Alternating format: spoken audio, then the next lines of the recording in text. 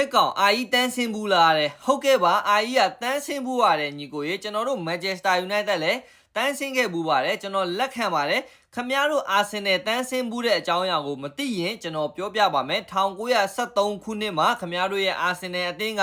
တန်းဆင်းခဲ့ဘူးပါတယ်အမှန်တကယ်တော့ကျွန်တော်ကဒီကွန်မန့်ကိုကျွန်တော်ပြန်ချင်တာမဟုတ်ဘူးပေါ့နော်ဘာဖြစ်လို့လဲဆိုတော့ဒီသမိုင်းကဒါ100လောက်ကြာပြီပေါ့နော်နှစ်100လောက်ကြာနေပြီဆိုတော့ကျွန်တော်အနေနဲ့ပြန်မပြောချင်ပါဘူးအရင်ဆုံးကျွန်တော်အာဆင်နယ်ဖန်ညီကိုတွေကိုကျွန်တော်တောင်းပန်ချင်ပါတယ်ကျွန်တော်တောင်းပန်တဲ့လူတွေကကြတော့ခင်ဗျားတို့အနေနဲ့ခင်ဗျားတို့အသင်းကိုပဲအားပေးတယ်ခင်ဗျားတို့အသင်းအောင်မြင်မှုရဖို့ပဲဒီအသင်းကိုပဲချစ်ပြီးတော့အားပေးနေကြတဲ့လူတွေဆိုရင်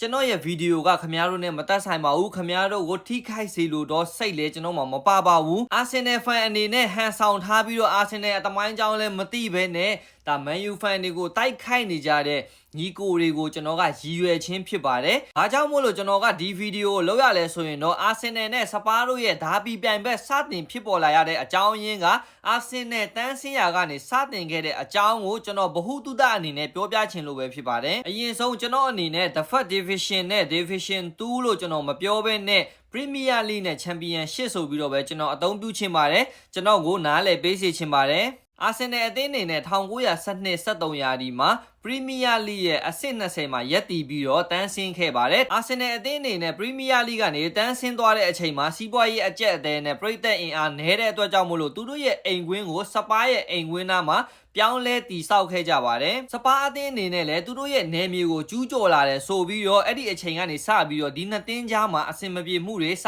တင်ခဲ့ပါတယ်1973-14ခုနှစ်မှာအာဆင်နယ်အသင်းဟာချန်ပီယံရှစ်မှာဝင်ရောက်ရှင်ပြိုင်ခဲ့ပြီးတော့အဆင့်3နဲ့ရာသီပိတ်သိမ်းခဲ့ပါတယ်။သို့ပေမဲ့အဲ့ဒီနှစ်မှာအာဆင်နယ်အသင်းအနေနဲ့တန်းပြန်တက်လာခြင်းမရှိခဲ့ပါဘူး။နောက်တစ်ရာသီ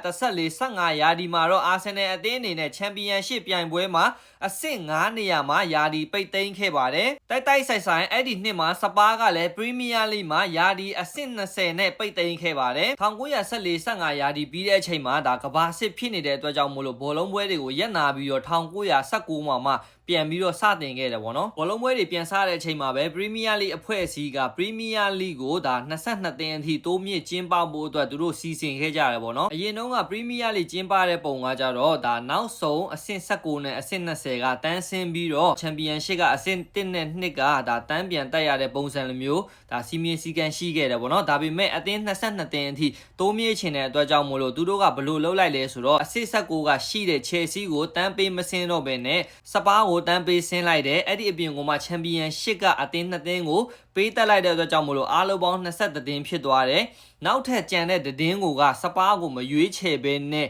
အဆင့်9နဲ့ချန်ပီယံရှစ်မှာရာသီသိမ်းတဲ့အာဆင်နယ်ကိုမဲပေးရွေးချယ်ခဲ့ကြတဲ့အတွက်ကြောင့်မို့လို့စပါးအနေနဲ့ဒီအရာကမတရားဘူးပေါ့နော်သူ့အသင်းကိုရွေးတင်တယ်ဆိုပြီးတော့အဲ့ဒီကနေစပြီးတော့စပါးနဲ့အာဆင်နယ်ကြားမှာအမုန်းတွေကြီးထွားလာရကနေမြောက်လန်ဒန်ဒါဘီဆိုပြီးတော့စတင်ဖြစ်ပေါ်လာခဲ့တာပါအားလုံးပဲကျေးဇူးတင်ပါတယ်